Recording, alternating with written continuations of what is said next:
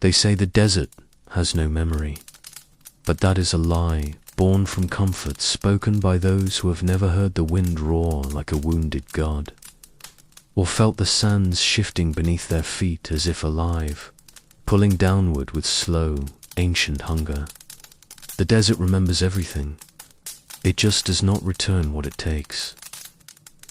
And this is the story of what it took from a king who believed himself equal to the gods. The year was 525 BCE, and the Persian Empire had grown so vast that the old world bowed like grass before a storm.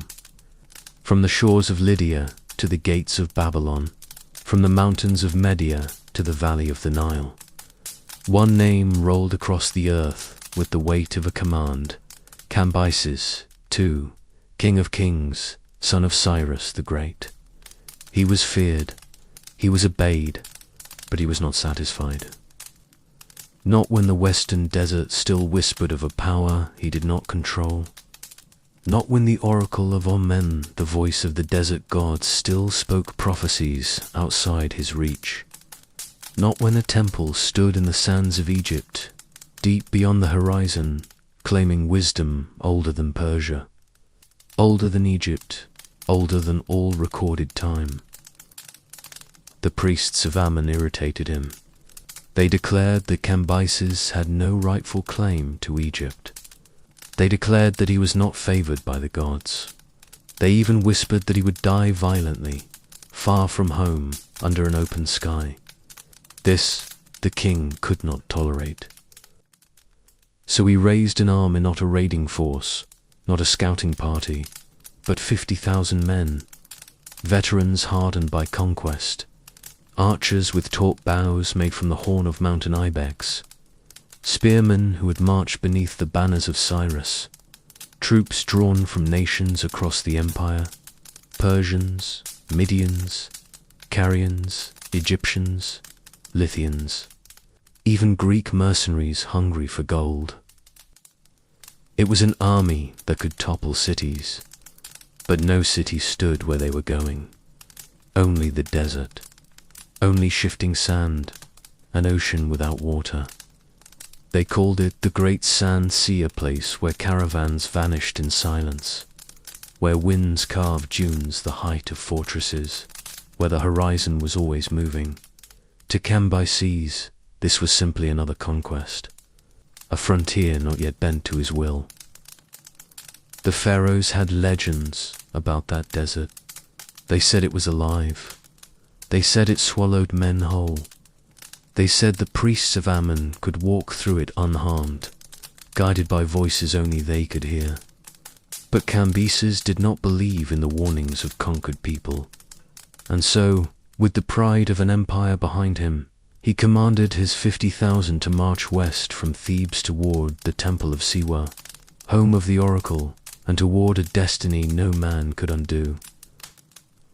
The first days were easy, deceptively so. The desert near the Nile is still a childer place where scrub grows in dry gullies, where beetles leave tiny trails, where lizards bask on stones warmed by morning sun. The soldiers laughed, confident. This was nothing. They had crossed mountains. They had broken armies. What threat could sand pose to an empire forged by Cyrus the Great? But the desert changes quickly. By the fourth day, the last trace of green had vanished. The horizon wavered with heat that rose in shimmering curtains. Footprints were erased within minutes. The wind became a constant presence, sometimes whispering, sometimes clawing, always there. The guides, desert nomads hired from the oases, walked with silent dread. They carried no pride in their steps now. Their eyes drifted over the dunes, as if searching for shapes that didn't belong. They prayed under their breath at sunrise and sunset. They avoided speaking Cambyses' name at all. The soldiers noticed, but they said nothing. By the seventh day, the water began to thin. Amphoras carried on pack animals emptied faster than expected. Rations of grain and dates were reduced. A Greek mercenary complained, loudly, that they should have reached the oasis by now. The guide did not answer him, because he did not know. Somewhere, in those early days, something shifted in the desert.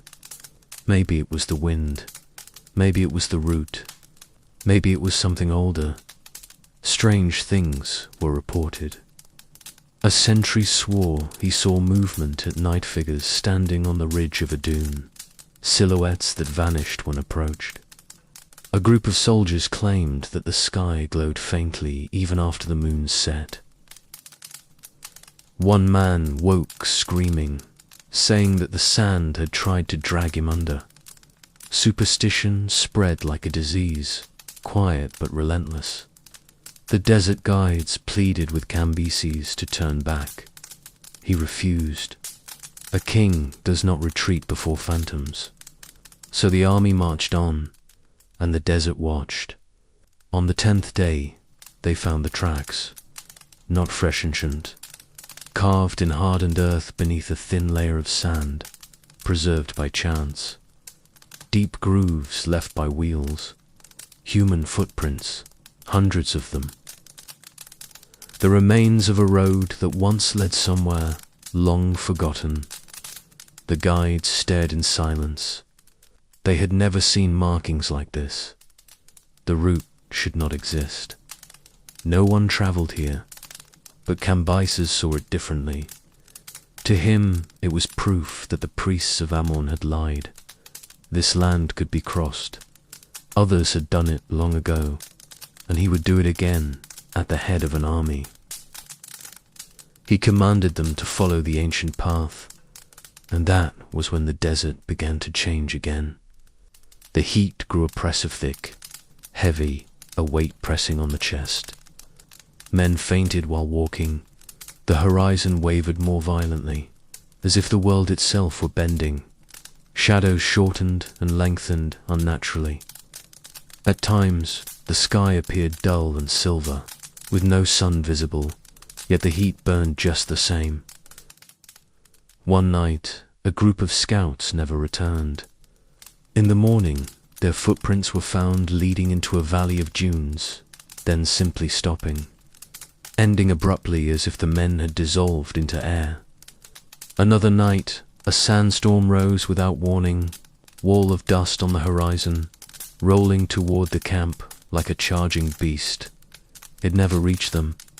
It simply stopped, lingered, and drifted away, as if watching. The soldiers whispered. The guides trembled. Cambyses grew impatient. He had lost the patience of his father, and gained only the rage. He drove them harder, and the desert answered. On the 14th day, they reached the edge of a plateau, a vast elevated plain of blinding white sand. The ancient tracks vanished here, swallowed by shifting dunes. The guides tried to recalibrate their route using stars, but the sky was wrong. The constellations seemed distorted. At times the air shimmered with heat so violently that even the soldiers' own shadows looked unfamiliar. Still, Cambyses ordered them onward. It was then that the first of the strange sounds began. Voices in the wind, soft, indistinct, but unmistakable. The men heard whispering behind them, only to turn and find no one. They heard murmurs beneath the sand, as if something moved below their feet. They heard chanting low, rhythmic chanting coming from the dunes at night. Some blamed the heat, some blamed thirst, some blamed the gods, but none could explain the footprints, because they appeared again fresh ones, this time small, narrow, running parallel to the army's path, never approaching, never crossing, as if something walked beside them, watching. When Cambyses asked the guides what they meant, none dared answer him. But someone finally broke. An old guide, sun-scarred and trembling, went to the king at night. He begged him to stop. to turn back while they still could. He said that no army had ever crossed this plain. He said the desert was sacred to Ammon. He said the spirits here guarded the oracle. Cambyses had him executed at dawn. And so the desert took another step closer. By the 18th day, the last oasis should have been in sight. It was not. The maps were wrong. The guides had lost their sense of direction. The soldiers grew desperate. By now, they rationed water to mouthfuls. Men licked dew from spear shafts. They scraped moisture from their own breath, collected on shields at night. The strong grew silent. The weak stumbled. Animals collapsed and were butchered for water contained in their stomachs. The desert swallowed their hope, and then it appeared, a shimmer on the horizon, a faint line of green, a promise of life, an oasis. Men cried from relief. They marched faster. They shouted. They lifted fallen comrades and carried them toward salvation. But the oasis did not grow larger. They marched an hour, then 2, then 3. It stayed the same distance away, a trick of heat, a mirage. When the truth became clear, something inside the army broke. Some fell to their knees, some screamed, some simply stared, hollow-eyed, at the empty horizon. A Greek mercenary threw down his shield and began walking north, muttering that he saw his dead brother calling him. No one stopped him. Within minutes, he vanished behind a dune. Others followed him, walking in random directions, memories, ghosts. Still, Cambyses pressed on. The great sand sea had begun to feed. On the 20th day, the desert gave a warning.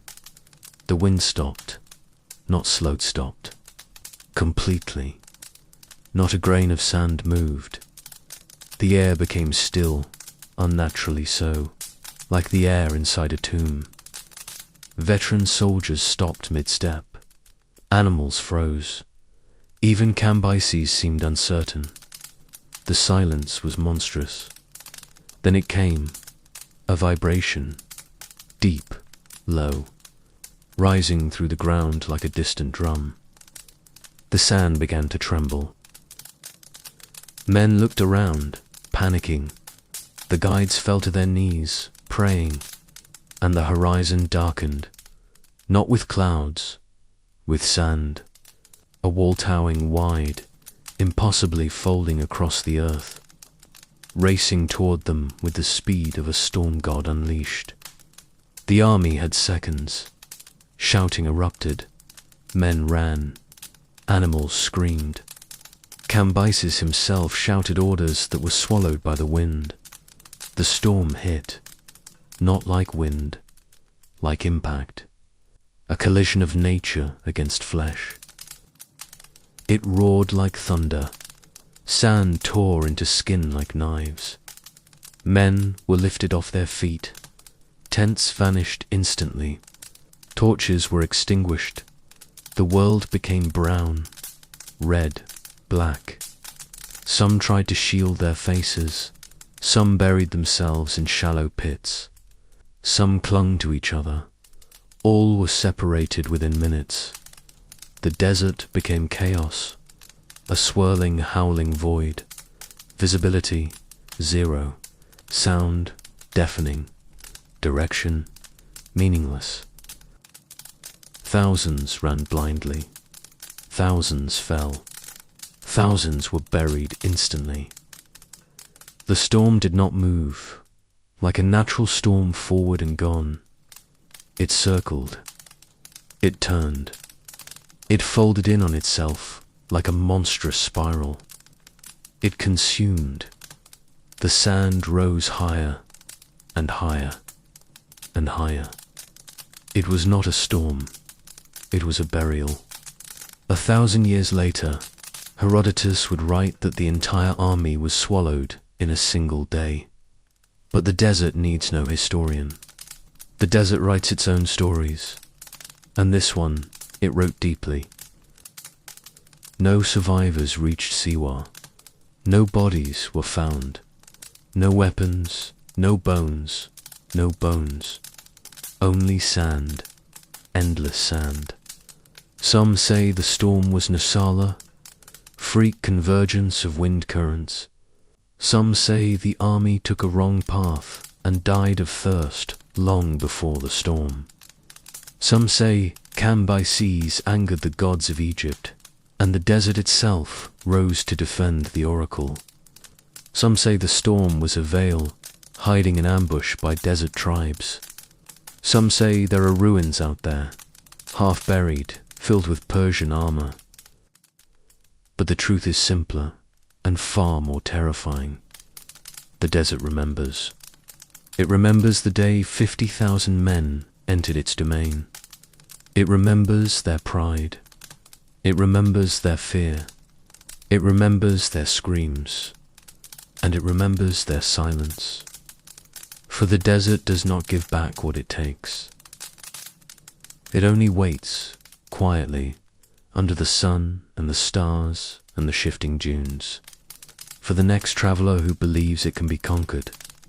Somewhere beneath those dunes, 50,000 soldiers still lie entombed in a grave without walls, beneath a sky that has forgotten their names. But the sand remembers. It always remembers.